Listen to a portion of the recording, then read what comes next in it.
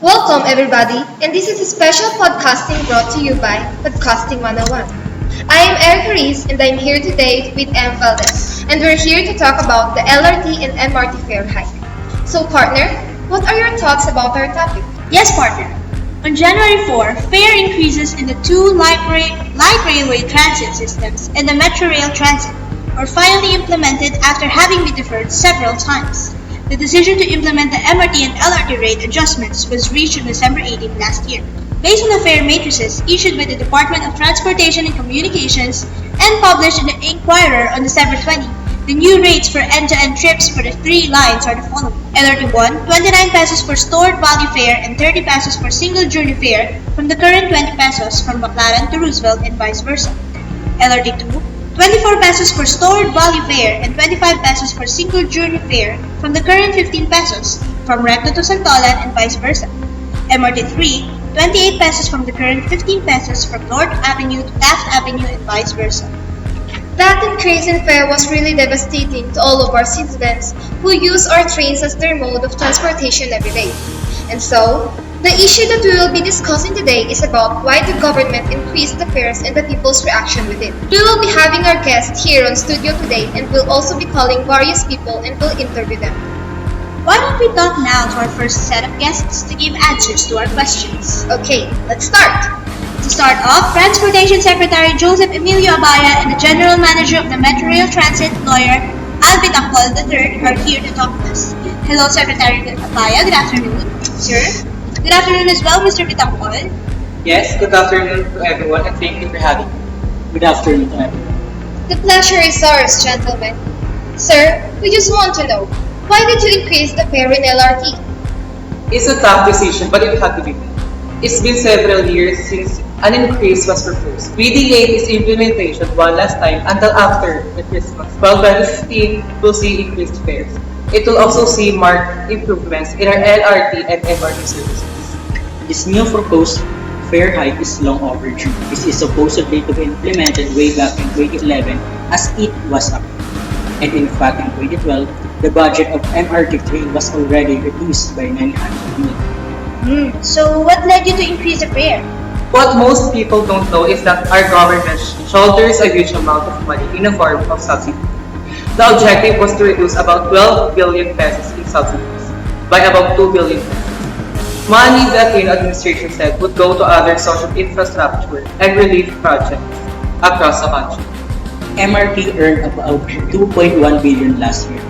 Its operating expenses were pegged at 7.9 billion. With that loss, the fare for the whole stretch of MRT should be raised to 60 pesos for the train system to earn. Technically speaking, if you want to break even in the operations, the 15 peso maximum fare should be multiplied by 4. That should be 60 pesos to break even. For every 1 peso that the passenger is paying, the government puts in additional 3 pesos. If we adjust the fare, then the subsidy will be reduced. Now, the reduction will go back to the national treasury, and then the national government now can use it for some other projects, aside from subsidizing mass transit. Alright. Thank you, Secretary Abaya and Lawyer Bitangkol. We are fully informed. Have a good day. Thank you for having me. Thank you very much. They both have a point, but let's listen to more point of views. Let's have an economist's point of view. We are calling Mr. A. Sarmiento as an economist since 2010. Hello, sir. What are your views on the fare hike in MRT and LRT? Good day.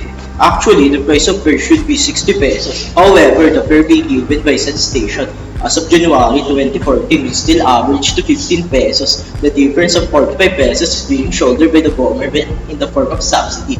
That amount seems a little if one person would look on it on an individual level.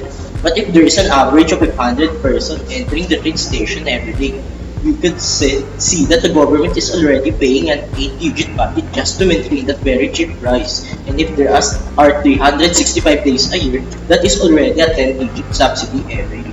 Each day, the government is paying 20,500,000 pesos, and every year, our government is paying 8,220,500 pesos. But that is what a government is about, right? To give better services to their constituents. So it must not be a problem to them because the money that the government uses is from the taxes of people. Here's why I say it's no problem if they shoulder that amount of money. They argue that the government gets huge amount of money from taxes being deducted to our purchasing power. But we should know that our government does not only deal with a problem in transportation. They have a lot of things to do. They also have to respond with the needs of the health sector, education, agriculture, security, and many more. Thank you very much for your time, Mr. Sarmiento. Thank you, God. Yes. In an economist's point of view, we really should increase the fare, and Mr. Sarmiento's point there was crystal clear, partner. I so agree with you, but how about the ordinary people? We have sent our team to ask people who are using LRT and MRT as their mean of transportation for almost everything. We have Princess Altazar on the other line. She is live at LRT interviewing passengers. Princess, how are you doing there? Yes, hi Erica and M. Massive amount of people use LRT every day, and let's ask some of them for their opinions on fare hike. Wait, excuse me, ma'am. What can you say about the fare hike? For me, I agree for the fare hike of the LRT because the government said this fare hike will help to improve and give better service to the passengers, so maybe it will not be a problem. Oh, thank you so much, ma'am. Wait, let's ask another one. Good day. What's your view on fare hike? It seems nonsense because there aren't any change in their services.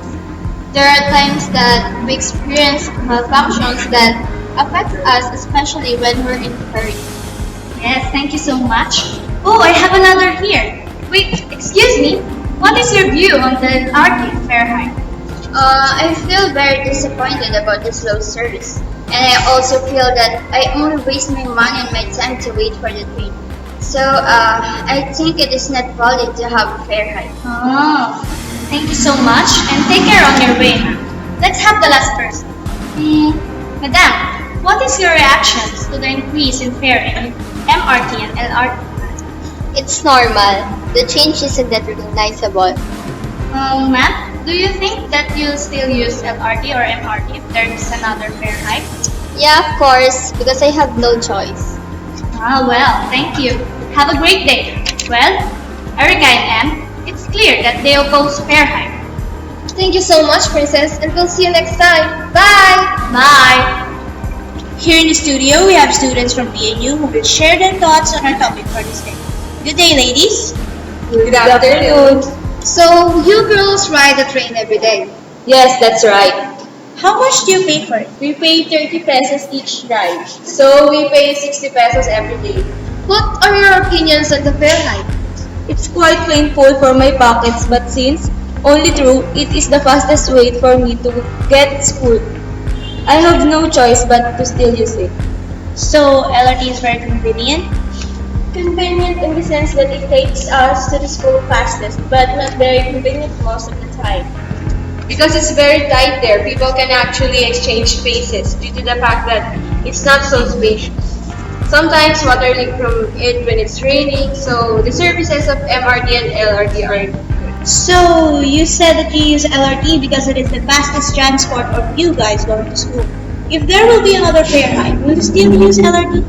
In my case, yes, I will still use LRT. It's the fastest and only transportation I could use in going to school. For me, I will no longer use LRT if there's another price increase. My daily allowance could no longer afford it, and so I will have to look for an alternative transportation.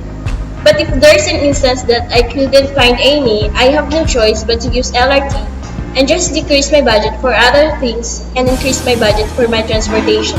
So, you might still use LRT? Yes, I might still if there are no alternatives. How about you, madam? Yes, I would still use LRT though there will be more increases in fare because it's the only way I could get to school than other alternatives. But in using LRT and a higher fare must give us commuters a greater convenience. Like they should have more trains and larger trains. Yes, I agree. Higher fare should be greater convenience. Thank you so much, ladies, for joining us here today. Thank you so much. Well, partner, I guess that's it for our topic today. To our audience, We would like to know your comments and suggestions about the MRT and LRT fare hike. With what you think the government should do about it.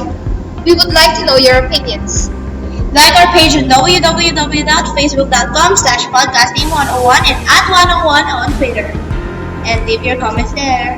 That's it for today and thank you for tuning in. Oh, before that, I would like to say huge thanks to Princess Andrea Alcazar, Isa Grace Antazo, Dexter Bulacsao, Martina Manalang, Christine Joy Ofilan, Myra Jane Rangel, Erica May Rees, Rhea Rica Blanca, A. Sarmiento, Joy Saking, Alan Joy Serra, and Lester Salsa. And See you again next time for our next episode. And again, I'm Erica Rees. And I'm Ann Valdez, and this is Podcasting 101. See you again. Bye. Bye.